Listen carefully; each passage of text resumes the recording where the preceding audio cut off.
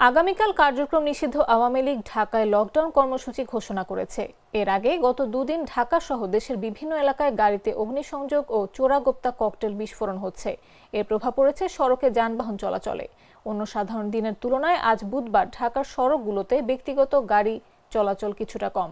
গত দুদিন গাড়িতে অগ্নিসংযোগ ও চোরাগোপ্তা ককটেল বিস্ফোরণে জনমনে আতঙ্ক সৃষ্টি হয়েছে।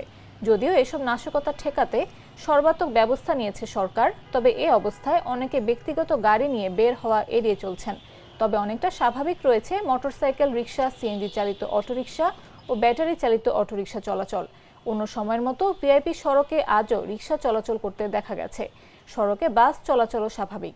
বুধবার রাজধানীর মিরপুর, ফার্মগেট, কারওয়ান বাজার, শাহবাগ, মিন্টো রোড ও হাতিরঝিল এলাকা ঘুরে এমন চিত্র দেখা গেছে। এসব এলাকায় গত কয়েকদিনের তুলনায় আজ প্রাইভেট কারের চলাচল তুলনামূলক কম।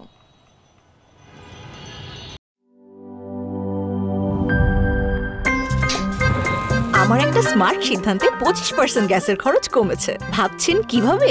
সাধারণ গ্যাস স্টোভ বদলে আমি এনেছি আরএফএল গ্যাস স্টোভ। এর সাইন্টিফিক নজল ও ব্রাস বার্নার ক্যাপ সমানভাবে তাপ ছড়িয়ে রান্না করে দ্রুত।